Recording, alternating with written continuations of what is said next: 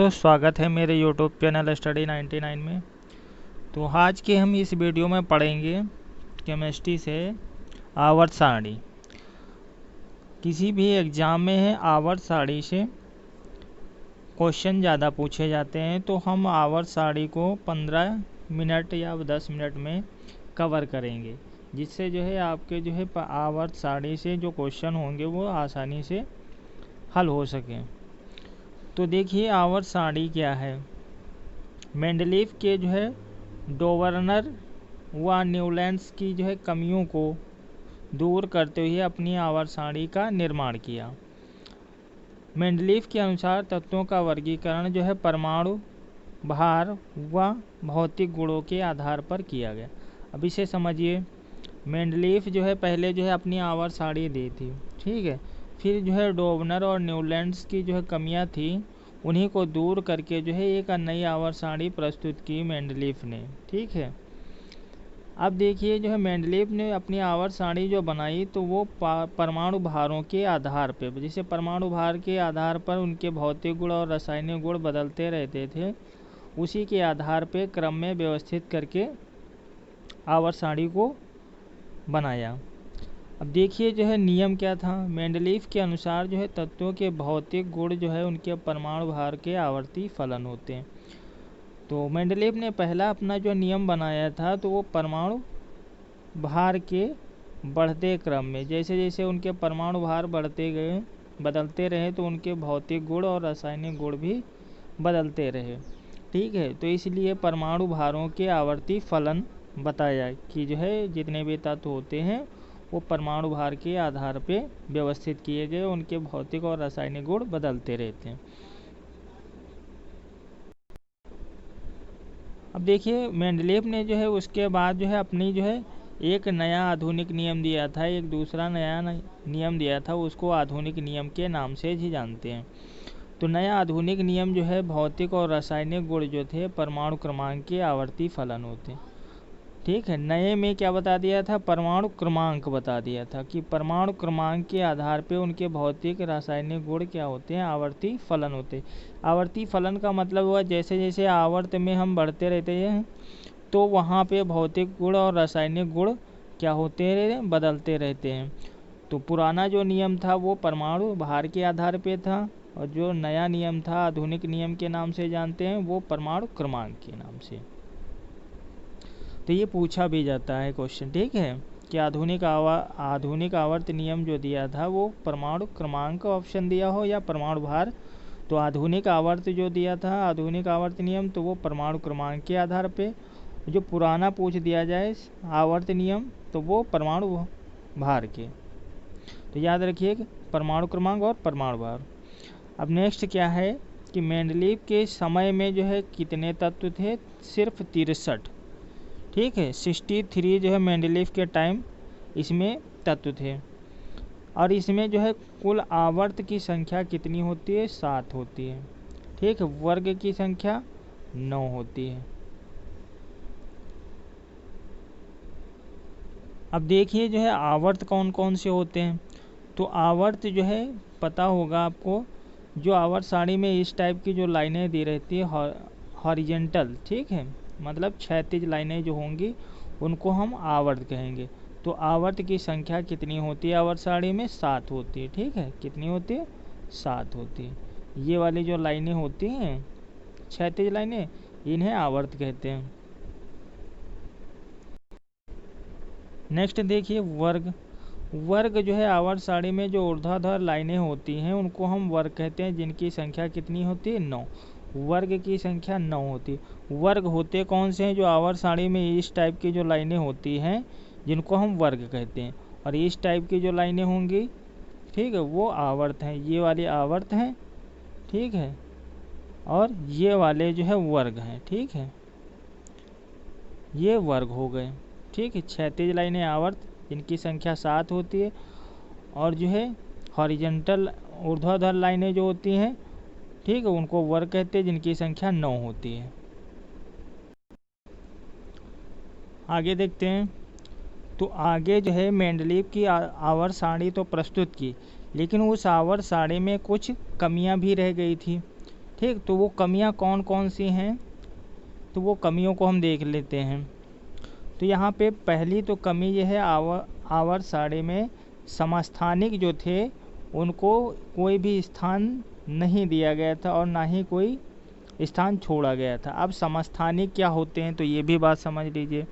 समस्थानिक जैसे जो तत्व होते हैं जिनके परमाणु क्रमांक क्या होते हैं, समान होते हैं, परमाणु भार क्या होते हैं, अलग अलग। जैसे हाइड्रोजन हुआ तो 1H1 1H2 और 1H3।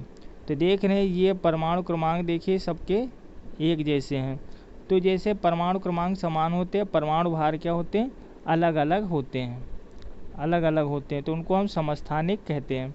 लेकिन जो है मेंडलीफ ने जो है समस्थानिक के लिए ना ही कोई स्थान छोड़ा था, ठीक है, ना ही कोई स्थान दिया था। तो ये एक कमी तो ये हो गई। दूसरी कमी, तो तत्वों के भौतिक गुण के आधार पर जो है अधिक अणुभार वाले जो है बाद में रख दिए गए थे, ठीक है। तो जैसे यहाँ पे कोबाल्ट और निकिल से पहले रख दिया गया था, ठीक है। तो कोबाल्ट का कितना होता है, 27 परमाणु क्रमांक, और निकिल का कितना होता है, 28। निकिल का 28 होता है और इसका कोबाल्ट का 27 होता है, ठीक है, कोबाल्ट का 27 होता है। तो कोबाल्ट को इन्होंने पहले रख दिया था, निकिल को पहले रख दिया था और यहाँ पे कोबाल्ट को बाद में। तो इसलिए जो है ये एक इनकी कमी थी। दूसरा है हाइड्रोजन का भाई कोई भी स्थान निर्धारित नहीं किया गया था। अभी भी आप जो है पीरियोडिक टेबल में जब आप देखते हैं तो हाइड्रोजन को कोई भी स्थान नहीं दिया गया, हाइड्रोजन आवर्त सारणी के बाहर रखा हुआ है।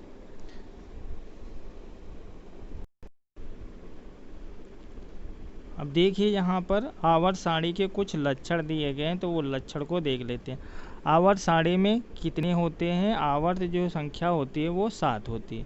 इसे ये हॉरिजेंटल लाइन होती है, तो हॉरिजेंटल लाइन की संख्या कितनी होती है, 7 होती है।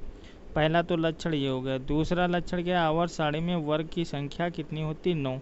जो इस टाइप की लाइनें होंगी ऊर्ध्वाधर उनकी संख्या कितनी होती है, 9, ठीक है। पहले आवर्त में 2 तत्व होते हैं, जो पहला आवर्त जो है उसमें 2 तत्व होते हैं, हाइड्रोजन और हीलियम, ये 2 तत्व होते हैं। दूसरे और तीसरे आवर्त में कितने कितने तत्व होते हैं, 8 तत्व होते हैं। चौथे और पांचवें आवर्त में कितने कितने तत्व होते हैं, 18, ठीक है। जब हम ये डायग्राम से समझाएंगे तो वहाँ पे हम क्लियर कर देंगे, ठीक है। और फिर छठे और सातवें आवर्त में कितने होते हैं, 32 तत्व होते हैं। तो ये तो कुछ हुए लक्षण। अब आवर्त सारणी से प्रमुख जो है फैक्ट को देख लेते हैं। फैक्ट से रिलेटेड क्वेश्चन आ जाता है। तो फैक्ट में क्या है, आवर्त सारणी में कुल कितने अभी तत्व हैं, 118 तत्व। जब मेंडलीफ ने बनाई थी तो उसमें 63 तत्व थे। फिर उसके बाद कृत्रिम में पाए जाने वाले तत्व कितने हैं, 98। मतलब जो है प्रकृति में पाए जाने वाले तत्व कितने हैं, 98। प्रकृति मतलब जो है प्रकृति के द्वारा स्वयं जो है 98 तत्व पाए गए हैं और वो पीरियोडिक टेबल में स्थित कर दिए गए, स्थान दिया गया। थर्ड पॉइंट है कृत्रिमिक तत्वों की संख्या 20 है। जो आर्टिफिशियली जो तत्व बनाए गए हैं वैज्ञानिकों के आधार पे, तो वो कितने तत्व बनाए गए, 20 तत्व, 20, ठीक है।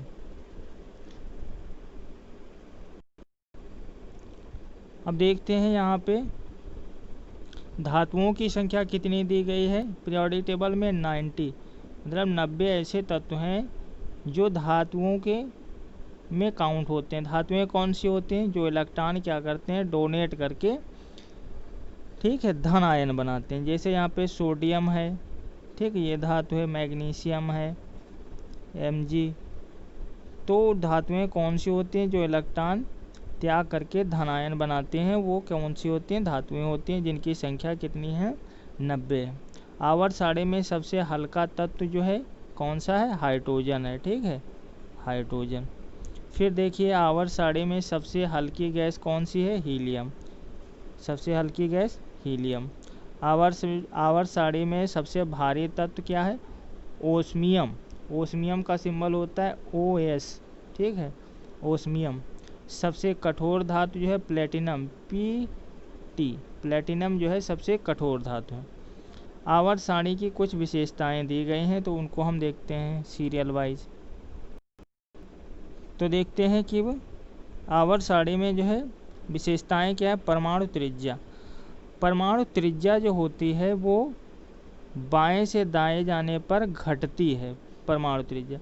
अब परमाणु त्रिज्या क्या होती है तो देख लेते हैं। परमाणु त्रिज्या ये कोई परमाणु है, उसका ये क्षेत्र दिया है, ये इसका नाभिक, नाभिक से लेकर के अंतिम कक्षा तक जो दूरी होती है जिसको हम क्या कहते हैं, परमाणु त्रिज्या कहते हैं। ठीक है, क्या बोलते हैं, परमाणु त्रिज्या कहते हैं। अब परमाणु त्रिज्या में इसलिए बढ़ते हैं क्योंकि जो है इसमें अंतिम कोश में जो इलेक्ट्रॉन क्या होते रहते हैं, बढ़ते रहते हैं, और बढ़ने की वजह से क्या होते हैं, इनमें आकर्षण बल कक्षाओं के बीच बढ़ जाता है और ये आपस में दूरी को क्या करते हैं, कम करते हैं। ठीक है, तो इसलिए ये परमाणु त्रिज्या क्या होती है, घटती है। तो जैसे यहाँ पे है एग्जाम्पल सोडियम, ठीक है, लिथियम और मैग्नीशियम, पोटेशियम, तो इसका घटता क्रम ऐसे लगा देंगे। ठीक है, नेक्स्ट देखिए आयनन ऊर्जा। तो आयनन ऊर्जा क्या होती है कि बाएं से दाएं जाने पर आयनन ऊर्जा का मान बढ़ता है। से बाएं से दाएं जाने पर क्या होता है, ये बायां हो गया, ये दायां हो गया। ठीक है, बाएं से दाएं जब हम आवर्त में चलेंगे तो कि आयनन ऊर्जा का मान जो होता है वो बढ़ता है। जैसे यहाँ पर ठीक है, सोडियम, मैग्नीशियम, ठीक है, एल्यूमिनियम, तो इस तरीके से ये बढ़ता हुआ क्रम ऐसे लगा दे देंगे। ठीक है, ये बढ़ता हुआ क्रम होगा। अब आयनन ऊर्जा क्या होती है ये भी साथ में समझ दीजिए कि परमाणु के बाह्यतम कोश में इलेक्ट्रॉन को त्याग करने के लिए जो ऊर्जा खर्च होती है उसको हम आयनन ऊर्जा कहते हैं। जैसे आयनन ऊर्जा क्या होती है, जैसे ये सोडियम है, ठीक है, तो सोडियम 1 इलेक्ट्रॉन क्या करेगा, त्यागेगा, तो यहाँ पे Na+ बन जाएगा। तो एक इलेक्ट्रॉन त्यागने के लिए जो ऊर्जा खर्च हो रही है उसको हम बोलते हैं आयनन ऊर्जा कहते हैं। नेक्स्ट क्या है, क्षारीयता। आवर्त सारणी में बाएं से दाएं जाने पर तत्वों की क्षारीयता क्या होती है, घटती है। ठीक है, ये हो गई इसकी क्षारीयता, जैसे लिथियम की और सोडियम की और पोटेशियम की। तो इसमें क्षारीयता क्या हो रही, घट रही। तो सबसे ज़्यादा इसकी पोटेशियम की होगी, सबसे कम इसकी होगी। फिर नेक्स्ट है संयोजकता। अब देखिए संयोजकता क्या होती है। तो संयोजकता जो है अंतिम कोश में जो उपस्थित इलेक्ट्रॉन होते हैं वो क्या होती है, संयोजकता होती है। आप देखिए 1 से लेकर 4 तक जो है संयोजकता आवर्त सारणी में बढ़ती है, 1 से 4 तक। फिर उसके बाद जो है कम होती है। ठीक, कम मतलब यहाँ पे क्लोरीन और नाइट्रोजन, यहाँ से के बाद क्या होती है, कम होती है। अब देख लेते हैं यहाँ पर कि जैसे यहाँ पे सोडियम है, तो सोडियम में लास्ट में इलेक्ट्रॉन 1 हुआ, मैग्नीशियम हुआ, तो यहाँ पे मैग्नीशियम में 2 इलेक्ट्रॉन हुआ, एल्यूमिनियम हुआ तो यहाँ पे 3 इलेक्ट्रॉन हुआ, कार्बन है तो यहाँ पे 4 इलेक्ट्रॉन हुआ। तो इस तरीके से देख रहे हैं कि यहाँ पे इलेक्ट्रॉनों की संख्या क्या हो रही, बढ़ रही। तो 4 तक बढ़ती है, फिर उसके बाद घटती है। तो दोस्तों आवर्त सारणी से संबंधित जितने भी प्रश्न होंगे तो उम्मीद है कि समझ में आ गया होगा, और समझ में आ गया हो तो वीडियो लाइक शेयर सब्सक्राइब कर दीजिए।